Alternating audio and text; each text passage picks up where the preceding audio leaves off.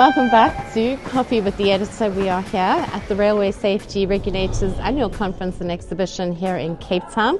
I am joined by the CEO of PRASA Group, Hishaam. Thank you so much. It's lovely to see you. Thank you for having me on your show. You've also been travelling, have you? If you're referring to InnoTrans recently, I've not been there. But recently in China, looking at some of the digital trends within the railway space, as well as looking at some of the innovation and research that's happening. Anything exciting that you think you can bring back to South Africa and apply at PRASA? Yeah, not only in China, but around the world, we've seen some very exciting developments around the train control systems, real-time data that we're moving in. And one of the key areas that PRASA is set as a priority is the issue around ticketing. So looking at the various ticketing technologies, solutions that are out there is one of the areas that we are looking to prioritize in the MTF period in terms of having a more robust solution, more flexible solution in dealing with the ticketing for our passengers.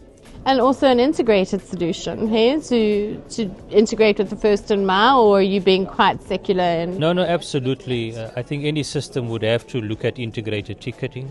The first step on our side is to move to automated ticketing, and then the integration of that with other modes of transport. We'll work very closely with the planning authorities around the concept of integrated ticketing. Fare evasion, is that a big issue for PRASA? As we're recovering now, I think our system with running a limited service, we don't see high numbers of fare evasion. The numbers are still fairly limited. Yeah. We do have the security, we do have our ambassadors and the customer service personnel that are dealing with ticketing, very much controlled, but the system is still an open system that we are dealing with. So we will not say that it's completely eradicated, but it's not at the levels it were when we had the high passenger numbers. I was quite surprised, let's talk about the rail recovery. You're now at 40 million passengers, which, well done, all things considered. But I was listening to you talk earlier today, and like a decade ago, 500 million passengers. How in your recovery and your recent plans and financials, how are we going to get back to those numbers? Well, firstly, our strategic plan. We aim not only at getting back the 500 million, but even growing that beyond. Obviously, there's a time frame that we would have to look at. There are critical projects and interventions that we need to undertake. Top of the list is signalling. We need to get our signalling reinstated across the country. We have some of our corridors now that we've reinstated the signalling, but we need this countrywide.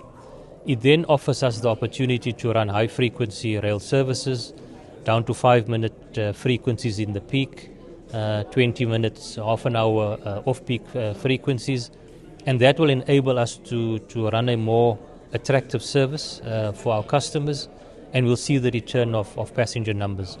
Where we've returned corridors back into service, predominantly in our peak period, you will find that the service is quite at capacity in many of these corridors.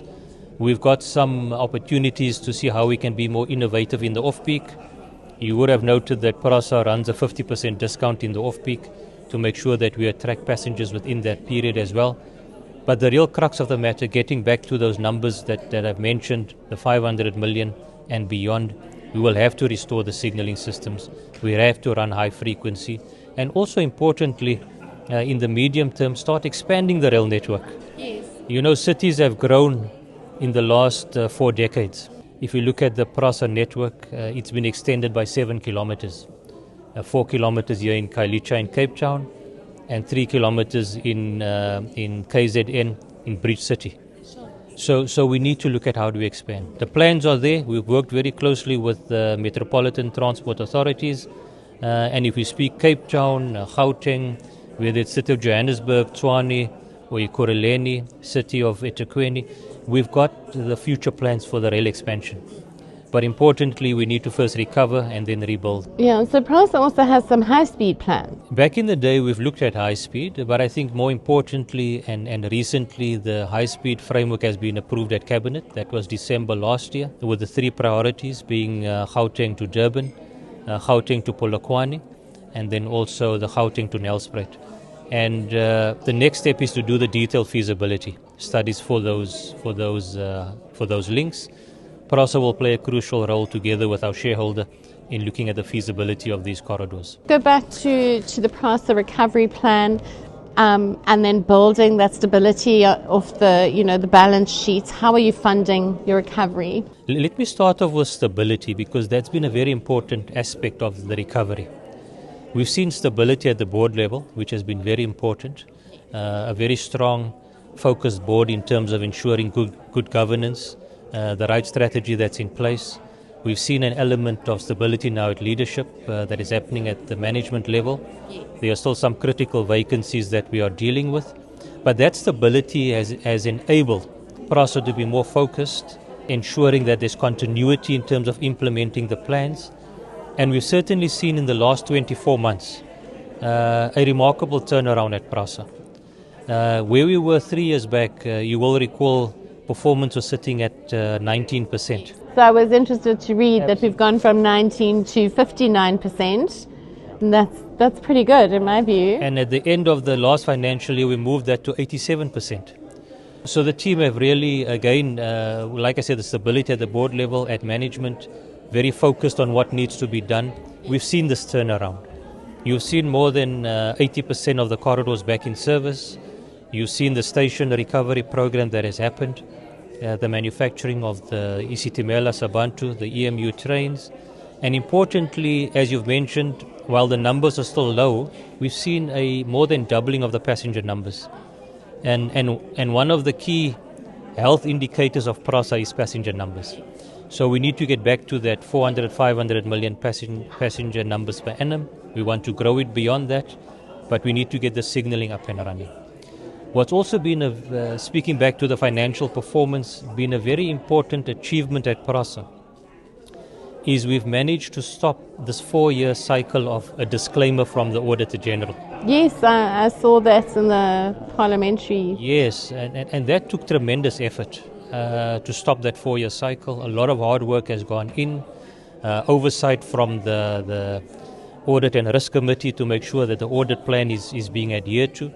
And we are hoping to build on that success. Already the team is focused on the outcomes that we've had this year, what are the root causes, some of the material findings that we need to address, and work has already begun on that. We want to ensure that as we move to the new audit cycle, we want to see further improvement coming out of PRASA. So two things that I think might be like a little bit of an issue going forward for you. One is the station modernization. Sorry, not necessarily station modernization, but more the depot modernization. That program is quite far behind. How are you going to catch up on that? And then, do you have enough rolling stock? We do have enough rolling stock. We are operating a limited service, so currently we have sufficient trains to run the limited service that we are running. Once we've got the signalling up and running, we'll see a more comparative relationship between trains deployed and the number of trains that we have got in our fleet. At the moment, there's a bit of an oversupply that we are dealing with. But importantly, what you are raising around the depot modernization program, it is correct. It's a number of years behind schedule for various reasons, being non-awards previously that we've had, the slow progress on some of the procurement around some of these projects, and now more recently, and PRASA is not the only one. I think it's across the spectrum where we've seen budget cuts that have happened to all sectors. And your budget cuts have been quite significant, because I think they're going to have an impact on the general overhaul. I don't know what else it's going to impact, but it was a big cut. The fact of the matter is we've had a 6 billion cut over the MTF period. But like I said, PRASA is not unique to PRASA. It's across the board. We've already, under the leadership of the board and management, already looking at ways of dealing with these shortcomings. Number one, we've got the secondary mandate where we're looking at sweating our assets. You've seen some of the developments we've done. Amazing stuff with the property side. To generate revenue. And then also now what is key, and again being spearheaded by the Department of Transport, is private sector participation. And again, looking at some of the projects that would lend itself over and above in our property, our developmental space, considering the possibilities around the depot program, that it could lend itself towards a PSP project. And this is... Oh, no, elaborate. So what I mean is it goes back to the issue of funding mechanisms. We need to be innovative around funding mechanisms, funding opportunities, alternative sources of funding to fund the rebuild, the modernization at PRASA.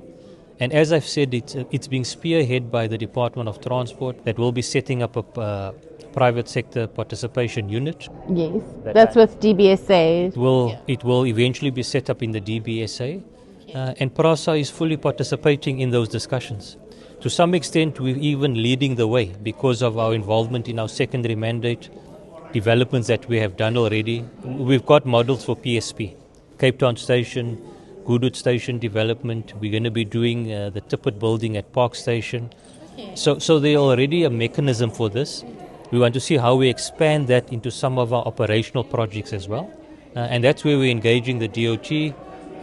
This will be a very structured approach. We will share more detail when more detail is available. But just to share our thinking that we've got at PRASA at the moment. Okay. So let's just talk about the Africa strategy, because it's becoming clearer and clearer that South Africa has a role to play in rail, passenger rail as well as freight rail, for the region and the continent. How is your strategy being developed as PRASA? And of course, you on the SARA, the Southern African Railways Association. So where are we going? Where are you going? So still keeping my PRASA hat on, certainly looking at the opportunity in Africa. You will recall that there was already a decision taken in 2015 by the African Union that South Africa become the rolling stock manufacturing hub for the continent. Yes. As you know, we've got the Gibela manufacturing plant here in Gauteng, where we are manufacturing new trains, currently only for PRASA. But discussions are starting now around how do we expand this beyond that? How do we look at responding to that need, that requirement on the continent? It may require different technologies, different expansion. We've got the standard gauge. We'll be looking at high speed. We'll be looking at not only electric, even diesel or hybrid. Diesel, battery operated. Some hydrogen. So these are the things that the discussions are starting. We want to make sure that we can respond to that AU decision that was taken. And again, together also with Transnet looking on the locomotive, the freight side, to see jointly how this response can be done. So certainly on the rolling stock side, there are these exciting opportunities. We also have the existing fleet. You mentioned the GEO program. And we've got these trains that has undergone a heavy maintenance cycle. And there's opportunities to use it in Africa or in other areas where there are no services at the moment. Yeah, but aside from selling the GEO product or fleet into Africa, I mean, is there a possibility of leasing that? Could that not also be a model to being able to lease rolling stock, similar to what Transnet Engineering is looking at doing for the region, especially as we start seeing the open access come through both in South Africa and in the continent? If one looks at the national rail policy, it talks about in the future rolling stock companies, whether it is through selling or leasing of trains. Yeah. And certainly at PRASA we've identified the opportunity to look at having not only the capability of manufacturing the new trains, but also the existing fleet.